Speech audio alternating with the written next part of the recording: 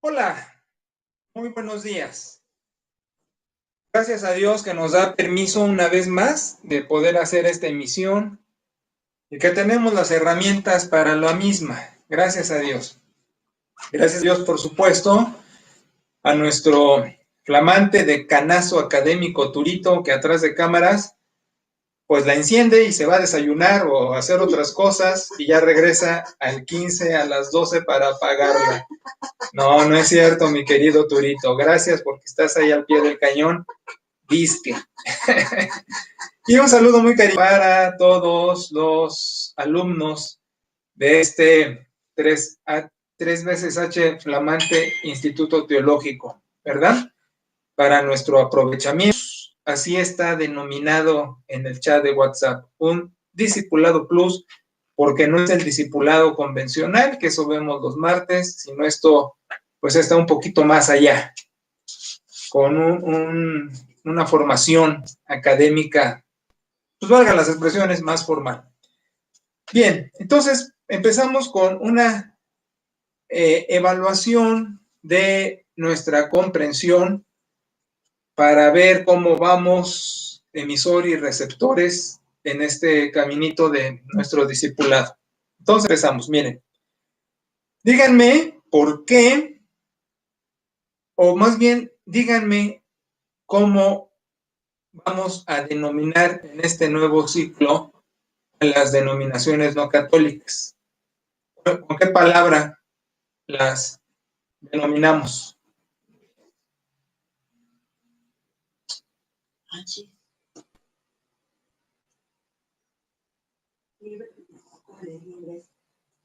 ¿Ya supieron? ¿No saben? Yo creo que sí. La palabra con la que ahora denominamos en este ciclo a todas las denominaciones no católicas.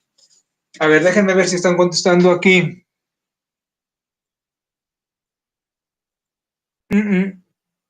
Ok. ¿No hay nadie que me dé la respuesta? Ok, siguiente.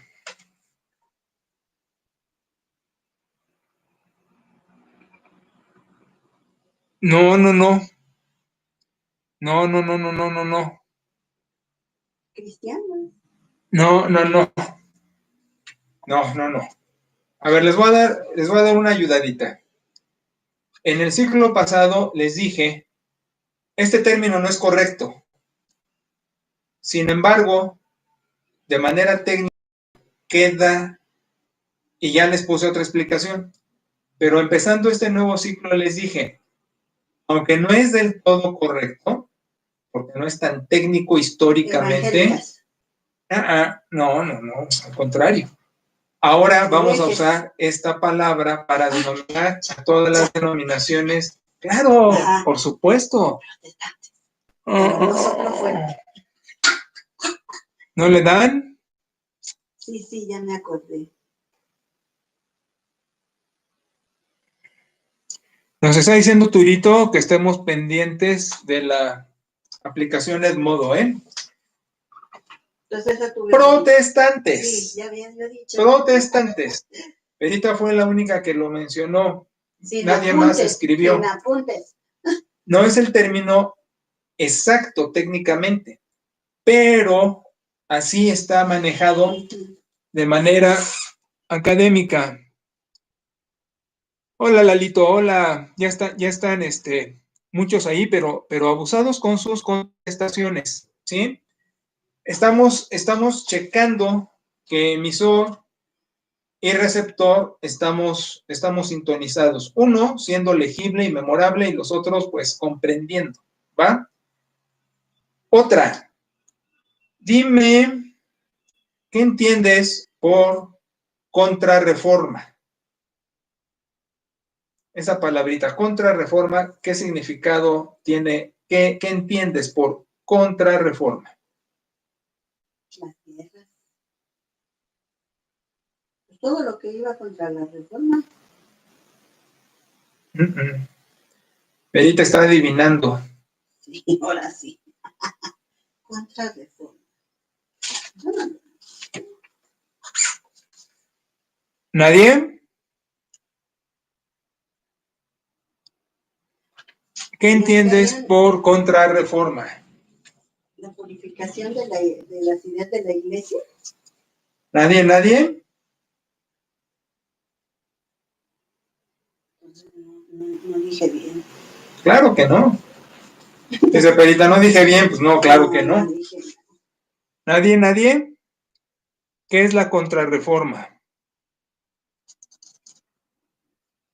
El movimiento católico alterno a las reformas europeas protestantes, a la reforma magisterial y a la reforma radical. La contrarreforma es el movimiento católico que es paralelo a estas reformas protestantes y por eso se llama contrarreforma. Es el movimiento católico. Lo opuesto a la reforma. ¿Cómo? Lo opuesto a... O sea, hay movimientos protestantes y el catolicismo igual se mueve. Los movimientos protestantes contra la Iglesia Católica, la contrarreforma es del catolicismo contra los protestantes. ¿Te acuerdas quién es aunque hubo varios, como he mencionado antes, quién es el que se lleva el crédito de la contrarreforma? ¿Loyola? ¿Te acuerdas su nombre exacto? Ignacio, pero no, el nombre exacto no es Ignacio. ¿Te acuerdas el nombre exacto? ¿Ignacio? No fue ya. Íñigo. Íñigo, pero pues como está medio difícil Íñigo, ya le dejaron Ignacio. ¿Ok? Muchachos, no me están contestando. ¿Por qué? ¿Por qué? Yo nomás llevo 2. Necesito que se esfuercen y traten de contestar en este ejercicio, ¿sale? Ahora, ¿cómo queda denominada la orden de Íñigo de Loyola para ya quedar formalmente como una orden en la denominación católica? La Compañía de Jesús, o los jesuitas. Perita ya contestó. ¿Y bien? ¿Alguien que me conteste? ¿Cómo se llama el movimiento de Loyola que queda ya como una orden en la denominación católica? Nadie me contesta, excepto Pera. Es la Sociedad de Jesús, pero formalmente es la Compañía, es decir, formalmente es la Sociedad de Jesús, pero Loyola le llamaba Compañía de Jesús y popularmente son los jesuitas. Los jesuitas, la Salle, la Ibero, la Náhuac.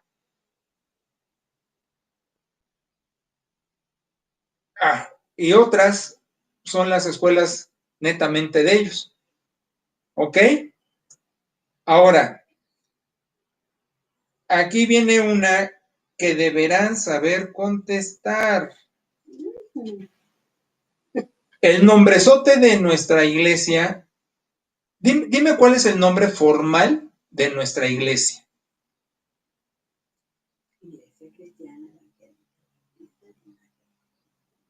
¿Dije bien? Sí, muy bien, Perita dijo muy bien. Díganme el nombre formal de nuestra iglesia aquí en Morelia. Nuestra iglesia global, llamada global porque tiene presencial y tiene extensiones en otras sedes del país. ¿Cómo es el nombre completo formal?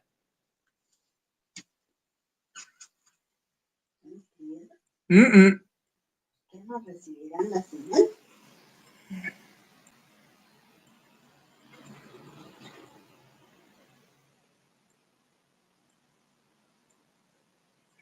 Sí, yo la contestó bien, Íñigo, muy bien. Entonces, ¿el nombre completo de nuestra iglesia? ¿Nadie? Te faltan palabras, Yola.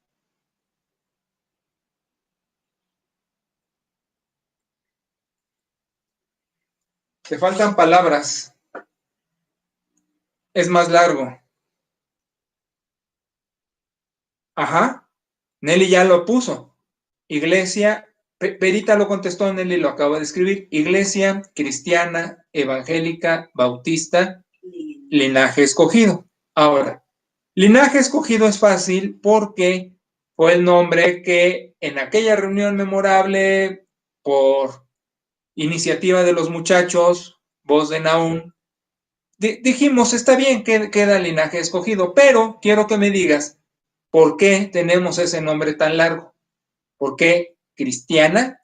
Bueno, empezamos con iglesia, cristiana, evangélica, bautista. ¿Qué significa cada uno de estos? Iglesia es los convocados, los que son llamados, o el grito, pues. Iglesia. Cristiana, porque vamos al impulso original. Evangélica, porque nacemos en las reformas del siglo XVII. Y bautista, porque venimos de los anabautistas. No. Venimos de bautista por los 7 principios. Por supuesto. Perito. Y bien.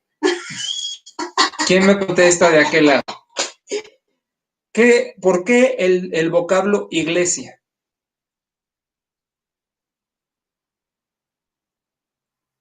¿Nadie?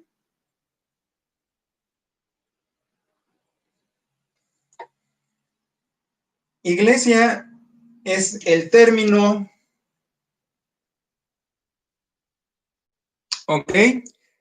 Iglesia es una expresión para convocar. Es una convocación. Iglesia quiere decir, vengan, reunámonos. Iglesia es como en el fútbol, cuando es el team back. El team back. Algunos hacen esto, es señal. Team back quiere decir, venga la bola, júntense, ¿sí? Entonces, eclesía quiere decir, vengan, de clitos, el verbo llamar, eso es iglesia. ¿Por qué cristiana? Ya lo había contestado Nelly arriba. Bueno, Nelly puso iglesia y cristiano juntos.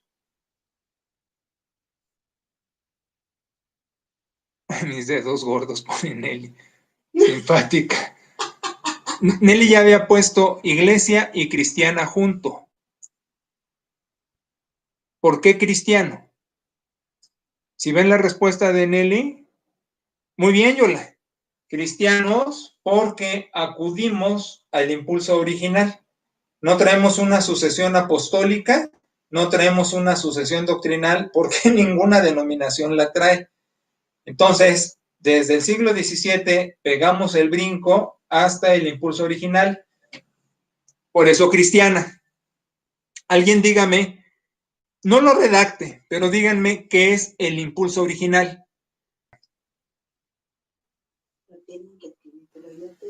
Sí. No la redacten, solo díganme, ¿qué es el impulso original?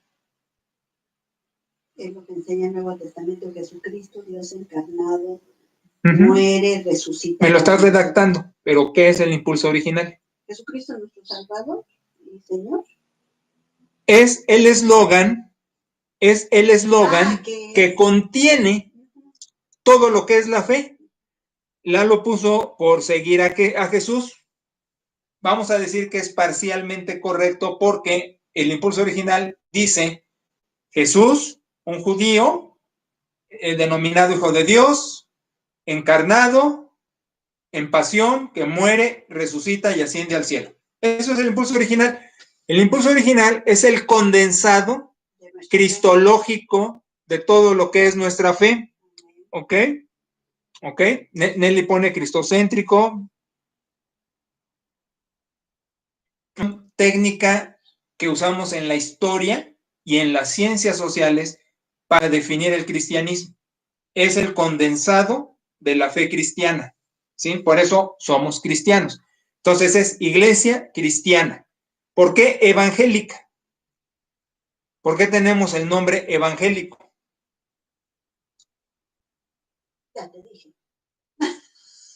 Perita está muy orgullosa, muy contentilla porque ya dijo. ¿Por qué y cristiana, ahora evangélica?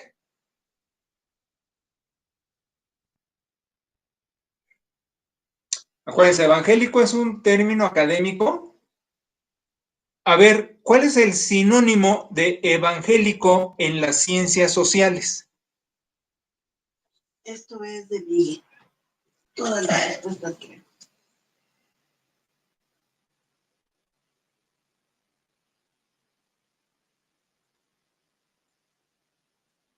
Muy bien, Miguel. No estaba yo viendo el teléfono. Perita ya me prestó el teléfono, es que lo pongo. Miguel, has contestado muy bien. Muy bien todas las preguntas. Instituto de Ciencias también es jesuita. Gracias, Miguel.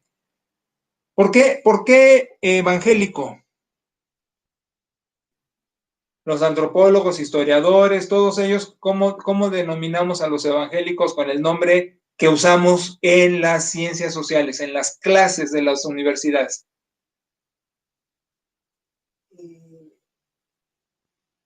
Evangélicos, pues, no, mi nación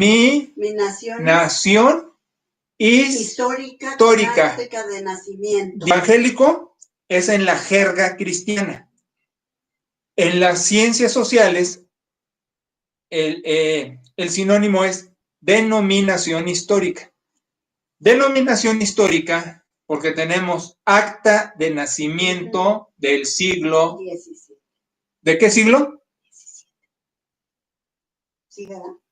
Del siglo XVII. Ahora, acuérdense que nuestras respuestas tienen que estar sustentadas en todo el contenido que hemos venido viendo a lo largo de todas las clases del anterior ciclo, ¿sí? Evangélico porque pertenecemos a los movimientos de las reformas europeas, específicamente reforma radical, que tenemos acta de nacimiento en el siglo XVII. Evangélico es los que nacemos en el siglo XVII, estrictamente hablando. Por eso no caben las demás denominaciones y yo las denomino de otro nombre. Yo las denomino como bíblicas.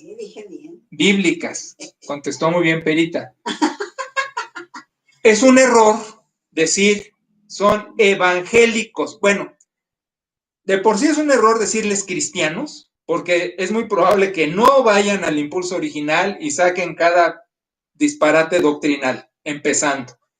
Segundo, está muy mal decir que pentecostales, adventistas y otros son evangélicos, porque no lo son. Esas denominaciones nacen en otro tiempo.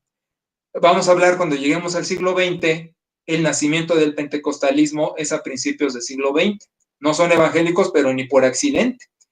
Entonces, es incorrecto llamar evangélico. Estamos ahorita en la jerga académica, las palabras técnicas académicas para poner todas las piezas del ajedrez en el tablero, ¿sí? Entonces, los evangélicos estrictamente somos los que venimos de las reformas europeas del siglo XVII, presbis, bautistas, metodistas y tan. Somos los evangélicos o denominaciones históricas, ¿de acuerdo? Entonces, todos los demás, yo los denomino iglesias bíblicas porque agarran la Biblia de pretexto, no la agarran para un trabajo exegético, formal, sino de pretexto para sacar cada disparate y que hablan lenguas, que toman veneno, que se paran de cabeza y tantas burradas, pero por eso les pongo bíblicas, porque pues agarran la Biblia, por agarrar la Biblia, ni siquiera porque trabajen, estudien, lean, conozcan, sino porque traen la Biblia de estandarte, nada más, por eso las denomino bíblicas. Pero quién sabe si sean cristianas y evangélicas si no, ¿de acuerdo? Ok, entonces por eso somos evangélicos. Nacemos en el siglo XVII de las reformas radicales que ya vimos hace 8 días en el examencito, las iglesias libres. Eso nos distingue de la reforma de los magistrados o magisterial, en la que no hay separación iglesia-estado y en las libres sí lo hay. Y viene esto por los bautistas. Entonces, ni siquiera es Reforma Radical presbiterianos o metodistas, y sí reformadores radicales, las iglesias libres, como los bautistas. Y dije, podrían caber los pentecostales, pero estoy haciendo una comparación muy somera en el sentido de que sean independientes al Estado y a una jerarquía religiosa, pero no tienen nada de evangélicos, porque estos nacen en el siglo XX. Pero el pentecostalismo sí está también ya muy denominado por jerarquía eclesiástica, ¿ok? Entonces, por eso somos evangélicos. Y la última, Iglesia Cristiana Evangélica Bautista.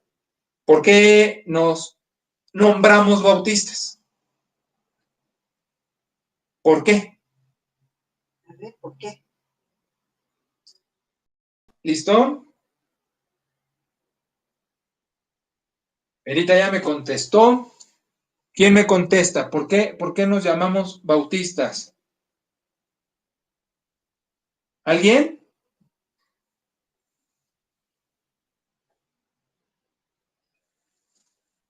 ¿Nadie?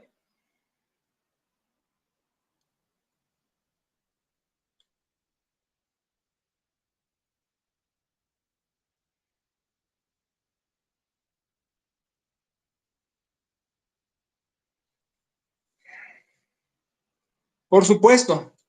Contesta Nelly por escrito, Perita articulado. Es imposible decir que somos bautistas por Juan el Bautista. Es imposible decir que somos bautistas por bautizo. Esas son las aberraciones que contestan muchos que ignoran la historia. Nos llamamos bautistas por el contenido denominacional. ¿Sí? Claro, al principio fue un apodo despectivo, era un insulto, pero ya se nos quedó. Pero el contenido de la denominación son sus 7 principios. Esos 7 principios es lo que nos hace bautistas aquí o en la luna. Y como ya saben, en nuestra denominación hay muchas iglesias autonombradas bautistas, pero que no lo son en la práctica, porque lo último que llevan a cabo son los 7 principios, porque se basan en los artículos de fe, que es que de las iglesias bautistas, pero es de las iglesias presbiterianas, porque se basan en la confesión de fe de Westminster, que el mismo presbiteriano lo tuvo por el ¿qué?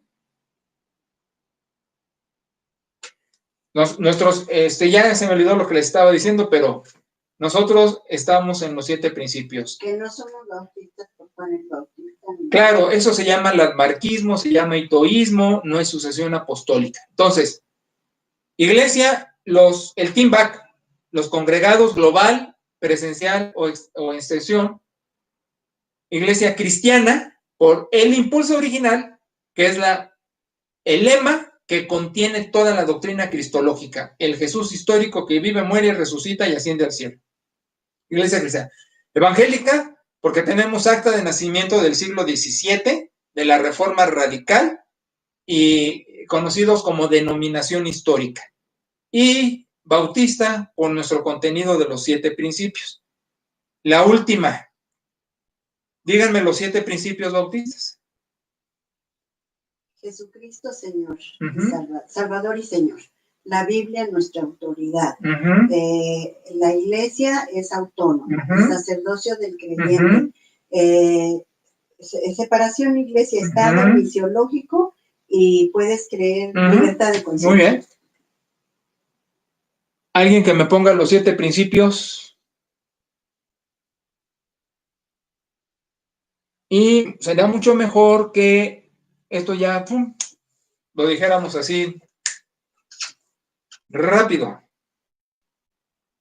Jesús Señor, Biblia la fuente, iglesia autónoma, sacerdocio del creyente, libertad, conciencia, separación iglesia-estado y evangelismo, misiología. ¿Ok? Y ya, bueno, el detalle de cada uno pues fue lo que estuvieron haciendo en las transcripciones del trabajo pasado.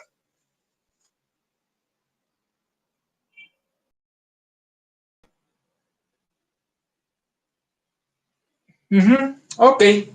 Bueno, como se dan cuenta, esto lo que pretende es tener fresco el contenido para que de alguna manera vaya siendo memorable. Lo que me interesa es su comprensión, en decirlo con sus palabras, pero que esté allí en su cabeza a darse. Pero me faltó mencionarles hace 8 días, así rapidísimo, la Inquisición empieza temprano desde la Edad Media, obviamente en la Contrarreforma agarra auge, y un ejemplo de esto es lo que se denominó el índice, y el índice era la literatura que podía verse, que podía leerse, porque había libros que estaban prohibidos, dentro de ellos la Biblia, curiosamente. Entonces el índice era la lista de lo que se podía ver, quiénes estaban autorizados para ver. Entonces la Inquisición va a agarrar mucha fuerza también en la Contrarreforma, porque como saben o supieron en secundaria, algo así, no se requerían pruebas más que la acusación de un anónimo para pasar por cosas muy crueles a aquel que era acusado. Y lo que quería la Inquisición era resguardar, como Loyola quería la custodia de la fe y católica contra la herejía y la protección del papado. Ok, entonces vamos a, miren, voy a usar precisamente mi trabajo de tesis de nivel licenciatura histórico-teológico para ver esto del pietismo. Es la primera ideología que vamos a trabajar, y uso esta tesis porque precisamente mi trabajo consistió en un rastreo post-reforma hasta la época moderna de la distorsión del pensamiento evangélico. Como que conozco algo del tema, ¿no? Sí, Perita. Por favor, ¿me puedes repetir qué era lo que buscaba la Inquisición? ¿Resguardar qué? No, la Inquisición era una herramienta que la Contrarreforma también empleó, pero la Contrarreforma quería cuidar la Iglesia Católica, luchar contra la herejía y cuidar al Papa. Cuidar la doctrina, luchar contra la herejía y cuidar al Papa. Eso como compañía de Jesús, como sociedad de Jesús. Pero la Inquisición era la herramienta que emplea también, que aparte ya estaba siendo empleada por el catolicismo, vamos a decir, porque esa es una orden, que lo que hacía era castigar al hereje, ¿sí? Al que se salía de los lineamientos doctrinales católicos, ¿sí? Gracias. Ok, bien, entonces empezamos con el pietismo, y les recuerdo, muchachos, que aquí los personajes y los años son importantes, pero no tanto para mí, porque a mí lo que me importa es en un momento dado que no sepan que Spinner es el original, el que lo empieza y esas cuestiones. A mí lo que me importa es que sepan qué es esta ideología y cómo empieza, y como el virus del COVID-19, ¡pum!, se va a todo el mundo y se empiezan a contagiar. Y van a ver que el contagiadero es tan espantoso que estamos infectados hasta hoy día. Del coronavirus dicen vamos a tener que aprender a vivir con esto, que vienen las vacunas, que organismos resistan, bla, bla, bla, bla, bla. Pero tendrá que ser parte ya de la humanidad, como otras enfermedades. Ahora, ideologías es algo muy similar, porque tuvieron su origen, caminan con auge, contagian a su época, pero siguen contagiando generaciones. Ese es el problema.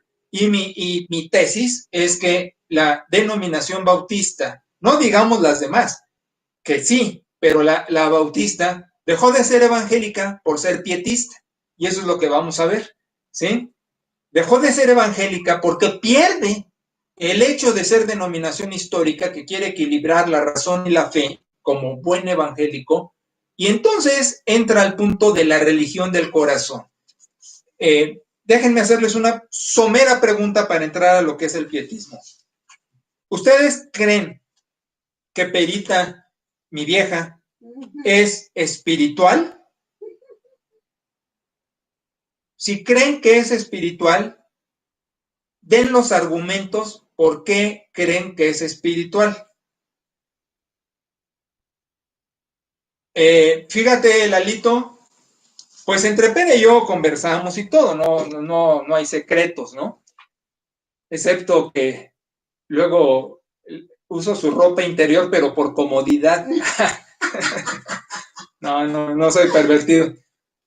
Pero me comenta, ¿no? Que tiene comunicación con Karina y tienen una bonita relación, muy tierna, y que, ay, mi hija, y Perita, y mi hija, ya ves cómo son, ¿no?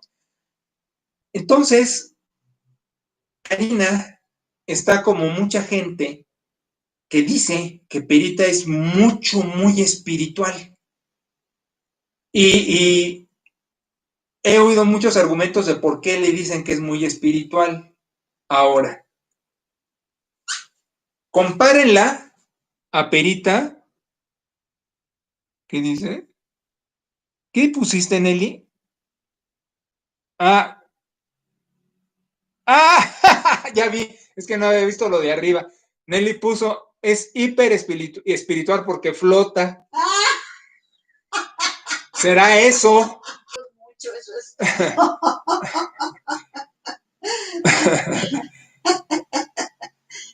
Y Lalito pone, sí, así son las mujeres, ¿no? Bueno, yo les digo viejas de cariño, ¿verdad? No me vayan a acusar con derechos humanos y vayan a querer, bueno, esas cosas que pasan. Miren, comparen a Pera con el Cristo histórico, con el Jesús histórico. Vean al Cristo histórico, cómo se movía. No lo vean con anteojos de clases, sermones que han venido arrastrando con los años. Vean al Jesús histórico con los ojos objetivos que describen los evangelios. ¿Lo ven sonreír? ¿Lo ven bromear? ¿Lo ven tierno? ¿Lo ven caminando con las manitas pegadas? ¿Cómo se nos retrata al Cristo histórico? Pragmático, puntual, objetivo, firme. Ahora, con el retrato del Jesús histórico, díganme si Jesús era más espiritual que Pera, o Pera era más espiritual que Jesús histórico. ¿Ya me entendieron el truco que quería mostrarles? No somos nada, no soy nada. Nelly, pusiste.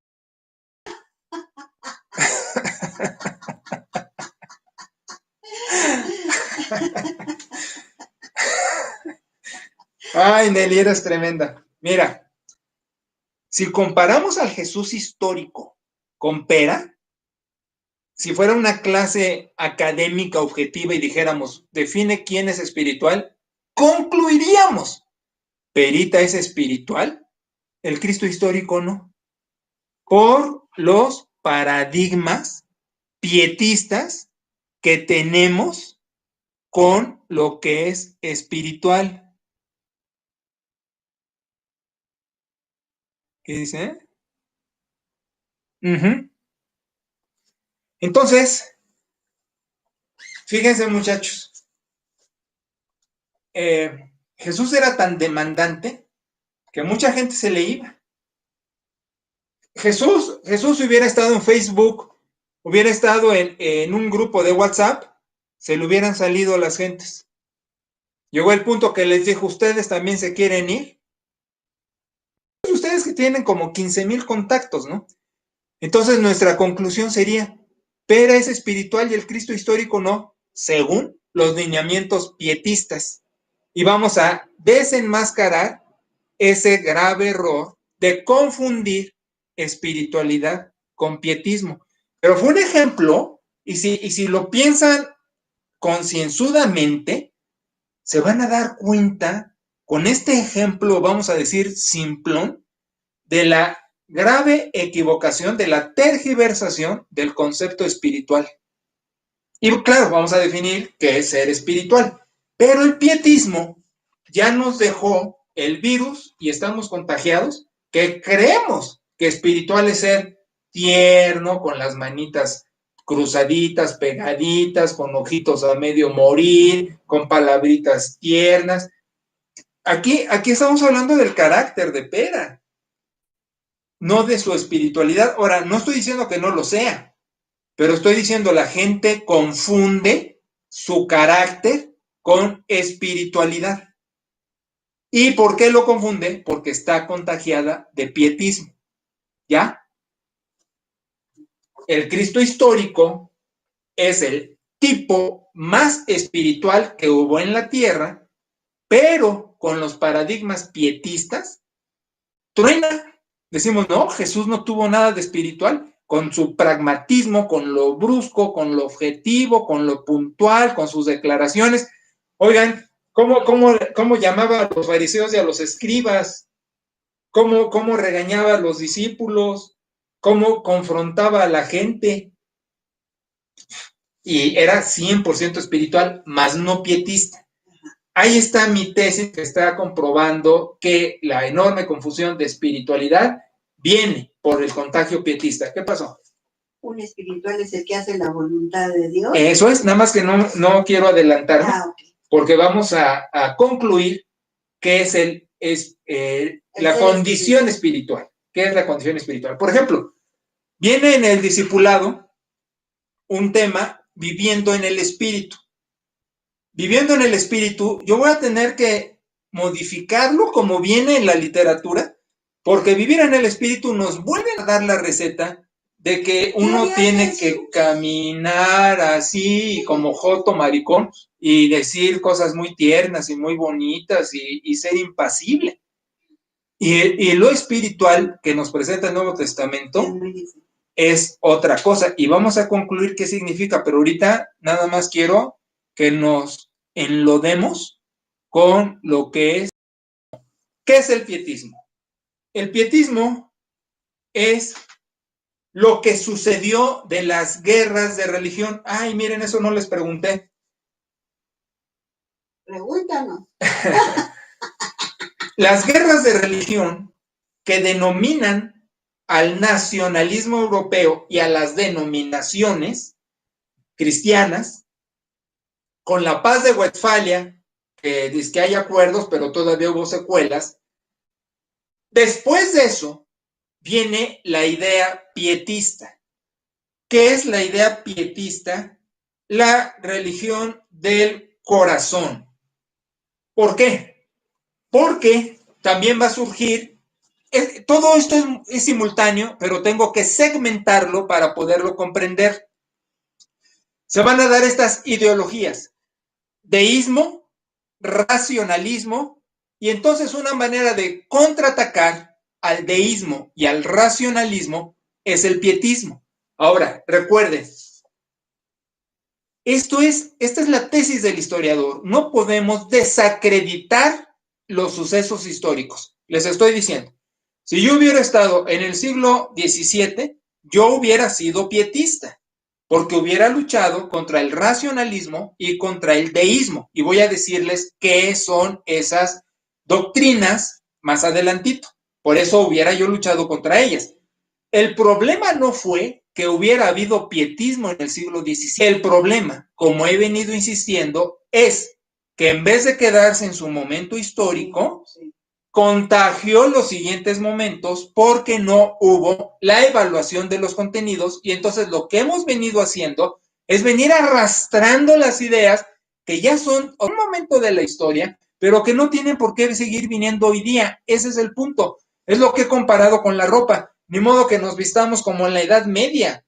La tradición es la ropa y tiene que cubrirnos en todo momento, pero la contemporanizamos, la actualizamos. No nos vamos a vestir como en el siglo I, ni mucho menos como en las cavernas, ni como en la Edad Media. Imagínense que nos vistiéramos como la Edad Media o como en el Renacimiento o como los reformadores. Tenemos que adecuar nuestra ropa. Es igual la tradición. Entonces el punto no es que el pietismo estuvo mal.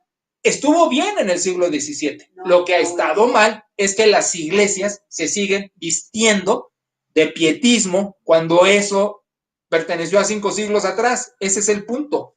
Entonces, es la expresión ideológica que va contra el deísmo y que va contra el racionalismo. Les voy a explicar eso que es más adelantito. Ahorita nos concentramos en el pietismo.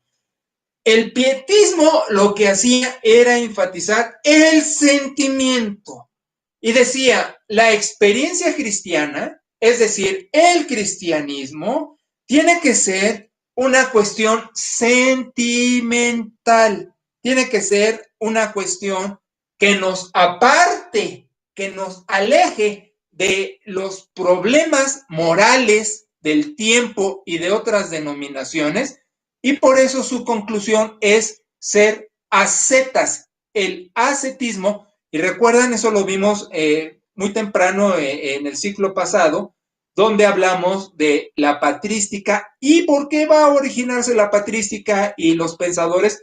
Porque el ascetismo y el montanismo hacía que los cristianos se fueran al cerro para no contaminarse. Entonces el pietismo recobra el ascetismo. ¿Qué pusiste en el i?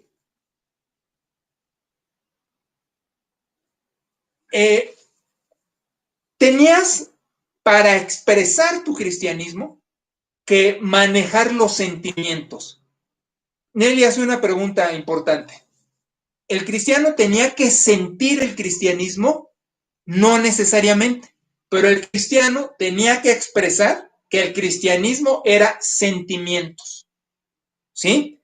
Y esto es por esto, miren. Hay gente que la conversión la siente cuando Cristo entra a su corazón, siente algo. Otros no sienten. Sin embargo, no quita la realidad de la promesa de que confesaste a Jesús como Salvador, le dijiste que entrara a tu corazón y pasó, lo sintieras o no. Es lo que yo hablo hoy día de que los sentimientos nos tienen que acompañar y primero es la obediencia, que por ahí va a ser espiritual. Claro. Ahora, aquí el fenómeno es que yo muestro o hago saber que soy cristiano por darle un énfasis a lo sentimental. Perdónenme el ejemplo, pero miren, el chat de Familia Linaje está plagado de expresiones sentimentales. Los cuadritos, los videos, los amenes, los gloria a Dios, aleluya. Todo eso son las expresiones sentimentales. Ahora, no estoy diciendo que esté mal decir un amén. En el sermón pasado les dije, ser expresivo también se vale. Pero lo que estoy diciendo es confundir que el cristianismo es eso. De eso se compone. Y el pietismo decía, el cristianismo es eso. Entonces yo no sería espiritual para los pietistas. Bueno, no lo soy. Allí en el club de pastores sufren cuando voy a darles una ponencia o cuando voy a una ordenación y en vez de en la ordenación pastoral preguntarle al hombre cómo siente a Dios y eso, le pregunto a la iglesia a la luz de Timoteo 3. ¿Es hospedador? ¿Es apto para enseñar? ¿Tiene una sola mujer? Voy leyendo Timoteo 3 y le pregunto a la iglesia. Si a este le pregunto, me va a decir que sí a todo. Pero les pregunto a ustedes que lo ven, que lo conocen, para que califique para ser su pastor. Me voy al pragmatismo del Nuevo Testamento. Entonces, la expresión pietista es creer que el cristianismo es puro sentimentalismo. No le da lugar a la razón, no le da lugar al pragmatismo. Es decir, ¿por qué en las iglesias no digo las cosas? Porque se van a sentir, porque se van a ofender, porque, ay, el hermanito ya tuvo un problema y ya se fue. Todo eso, el sentimentalismo, es la herencia pietista y más cosas. Estamos empezando. Bueno, aquí lo tengo que dejar para no brincarme nuestros 45 minutos reglamentarios. Pero ya están viendo por dónde vamos a ir. Las ideologías, cómo nacen, cuál es su contenido, cómo siguen contagiando hasta hoy día y cómo podemos hoy, que va a ser nuestra conclusión, saber vivir con ellas y manejarlas y tener una identidad como discípulo pero también como congregación, pero tratar de ir llevando a la gente a una maduración, que es lo que estamos haciendo con todos nosotros. Ahora, se están dando cuenta en esto de las preguntas, pero entiendan su valor. Lo que quiero es que caminemos como el Che Araña de la canción de Cricri, un pasito para adelante y otro para atrás, para comprobar que están recibiendo información nueva y que la información antigua de alguna manera permanezca, que si no puedo decirle exactamente cómo es, por lo menos esté en mi comprensión para que con mis propias palabras pueda decirla, porque al final, muchachos, esto no es teórico, no es nada más ahorita el repaso de periquito que repitamos, sino es su comprensión que va a dar su contenido, ¿sí? ¿Por qué? Porque nuestras extensiones y nuestra misma iglesia aquí en Morelia y lo que sucederá con nuestras extensiones, tendrá que tener liderazgo con contenido, que sepa ir llevando a los demás para no estar repitiendo los errores históricos y estar en estos ciclos de donde no avanzamos nada porque seguimos en la misma inercia improductiva y sobre todo sin contenido, que eso es realmente lo que padece la denominación bautista hoy día. Bueno, muchas gracias por sus participaciones, lo hacen muy bien, sigan así, un placer saludarlos, bendiciones, los espero mañana en el servicio. Dios los bendiga, un abrazo para todos, buen trabajo. Gracias, Turito.